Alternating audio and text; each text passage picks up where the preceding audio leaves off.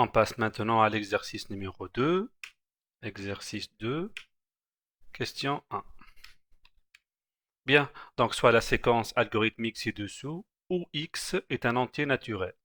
On vous donne la séquence. Question 1, complétez le tableau ci-contre par la valeur finale de nb, suite à l'exécution de cette séquence pour chacune de ces valeurs de x. Donc, pour bien comprendre le déroulement de cette séquence, on va toujours dessiner notre tableau trace de la séquence. Voilà, copier et coller. Donc, les variables à prendre en considération ici sont nb,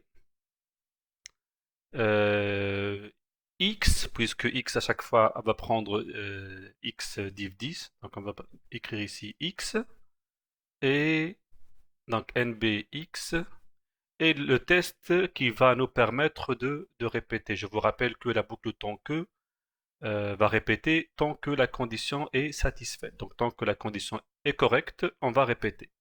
Donc on va écrire x div 10 différent inférieur supérieur à 0. Bien, donc pour x égale à déjà, on va mettre ici 1, puisque nb égale à 1. On va mettre ici notre x qui est 5403 et on va évaluer notre texte. X div 10. Donc 5403 divisé par 10 égale à 540. D'accord? Est-ce que 540 est différent de 0? Bien sûr. Je vous rappelle que le div renvoie le quotient d'une division entière et le mode donne le reste. Donc ici, une fois on a divisé x par 10, on va prendre le quotient qui est 540. Donc ici 540. Est-ce que 540 est différent de 0? Oui, vrai. Donc, puisque ce test est évalué à vrai, on entre dans la répétition. Donc, première chose, on va incrémenter nb par 1. Donc, nb reçoit nb qui est 1 plus 1. Donc, nb devient 2. Et on va mettre x à x div 10. Donc, au lieu de 5410, on va faire 5410 div 10 qui est 540. Donc, à partir de cet instant, x devient 5, 40. Et on va revenir. Est-ce que 540 div 10 différent de 0? 540 div 10 égale à 54. Et 54 différent de 0, donc vrai. Puisque c'est vrai, nb reçoit nb plus 1, donc nb devient 3, et x va prendre 540 div 10 qui est ici 54. Et on va revenir à notre boucle. On va diviser encore une fois notre x, qui est 54, par 10. Est-ce que 54 div 10 différent de 0? Oui, puisque 54 div 10 égale à 5, et 5 différent de 0. Donc vrai. nb devient égal à 4. Et on va mettre x à x div 10. 54 div 10 égale à 5. Donc x devient 5. Et on va revenir. Est-ce que x div 10 ici différent de 0? 5 div 10 égale à 0. Et le reste est 5. Donc ici notre test est faux. Donc on va s'arrêter. On va s'arrêter avec nb égale à 4. Donc pour 5403, nb égale à 4. Donc pour 5403, nb égale à 4. D'accord? Maintenant pour 176, on va refaire notre tableau. Voilà. Hop. Normalement, vous avez compris qu'est-ce qu'on est en train de faire.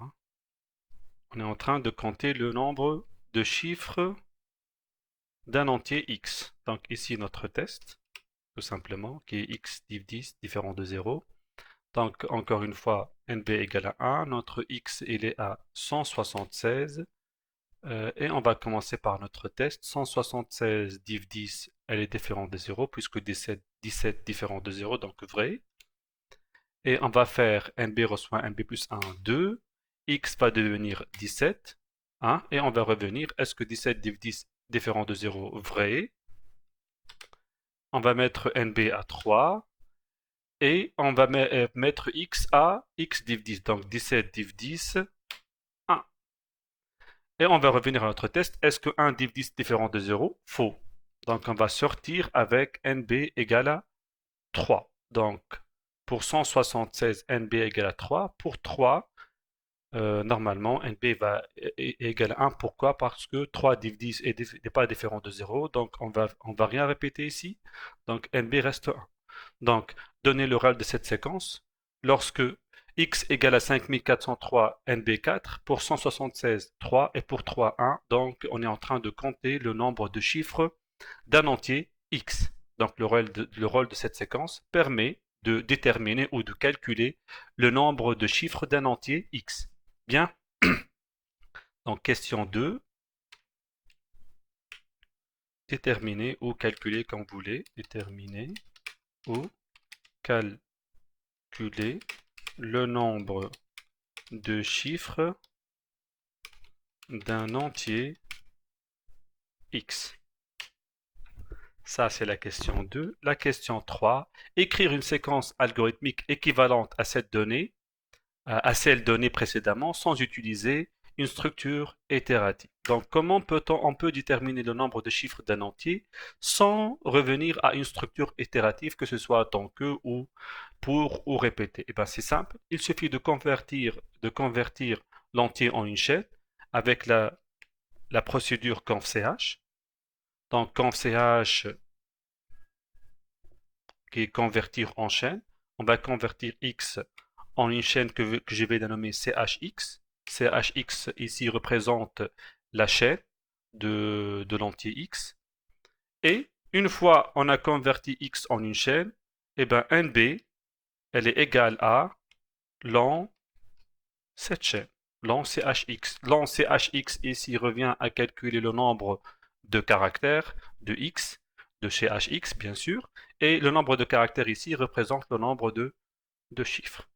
Donc normalement on a terminé l'exercice numéro 2. Donc je vous dis au revoir et à la prochaine vidéo.